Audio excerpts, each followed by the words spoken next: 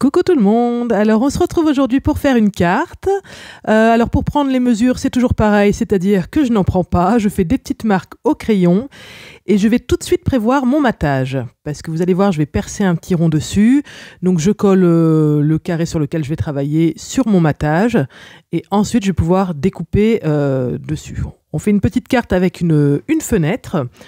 Donc voilà, ça surprend un petit peu à l'ouverture. Quand la carte est fermée, ça se voit presque pas. Mais quand on ouvre, il y a une petite fenêtre. Donc pour mon dies, je prends un dies rond. Vous pouvez aussi très bien prendre un carré. Hein. Après tout, c'est vrai qu'on peut varier les formes. Moi, après, je vais faire une autre découpe. Ça va faire comme un petit peu un hublot, mais pourquoi pas le faire avec un carré. Ce qu'il faut, c'est que vous ayez deux dies de tailles différentes et de tailles proches. Donc moi, le mien, mon rond, il fait un diamètre de 5 ou 5,5.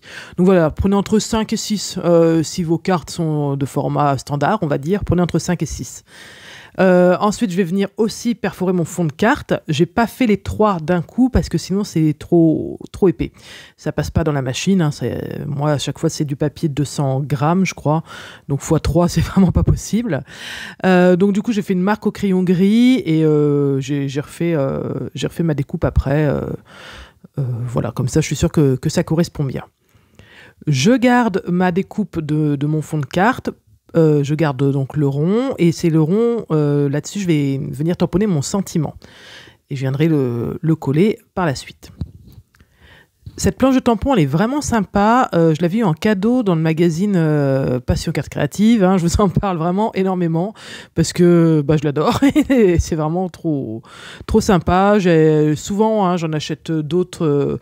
Il y a souvent d'autres marques de magazines de scrap. Mais déjà, je remarque qu'en général, ils font pas long feu parce qu'ils sont quand même beaucoup moins qualitatifs. Ce sont des pâles copies, n'est-ce pas? Donc, je reviens toujours au même et je suis systématiquement déçu quand j'achète une autre marque. Les modèles de cartes sont vraiment moins sympas, moins originaux.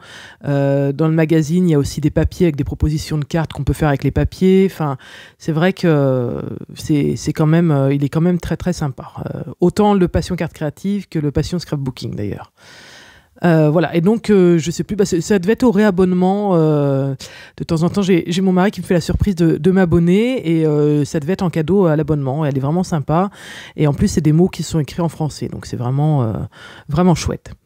Donc là, j'ai choisi Tuer ma star et ensuite, je fais le petit hublot tout simplement en venant bien centrer deux ronds de tailles différentes.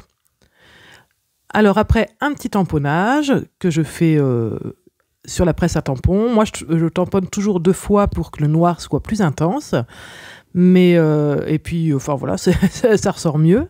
Même si le premier tamponnage est bien fait, je tamponne toujours 2 fois, c'est plus intense. Donc, bien sûr, pour tamponner 2 fois, il faut une presse à tampon. Hein. C'est même pas la peine d'essayer de faire avec les petites plaques là, d'essayer de vous remettre exactement sur les traits. C'est quasi impossible, vous n'y arriverez pas.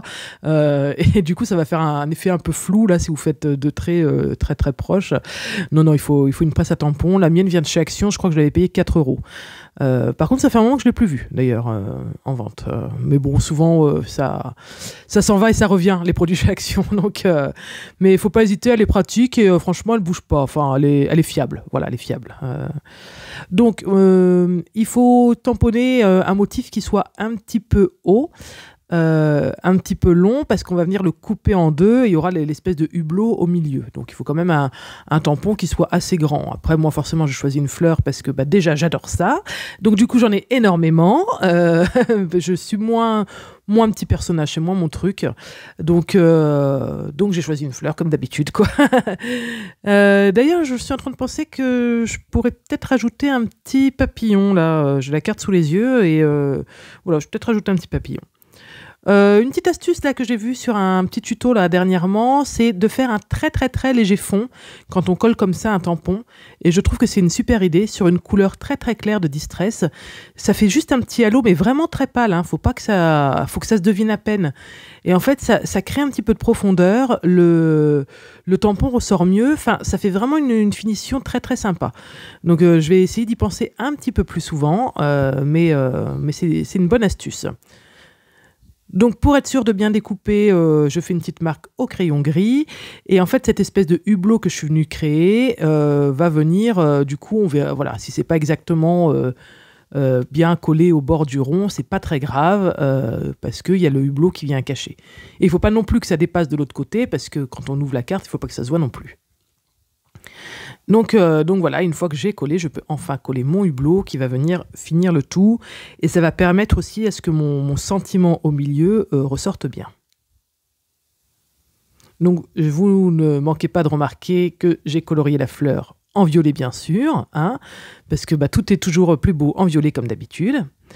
Alors ça, ces petites feuilles-là, je voulais créer un peu plus de feuillage, donc j'avais tamponné des feuilles avec un autre tampon, une autre couleur en amont, mais en fait, du coup, ça n'allait pas parce que les feuilles étaient tamponnées et moi j'ai colorié ma fleur avec les feutres à alcool et du coup ça se mélangeait pas bien, donc c'était pas terrible. Finalement, je les ai pas mis. Donc voilà, la carte est terminée. Je vous dis bye bye et à bientôt.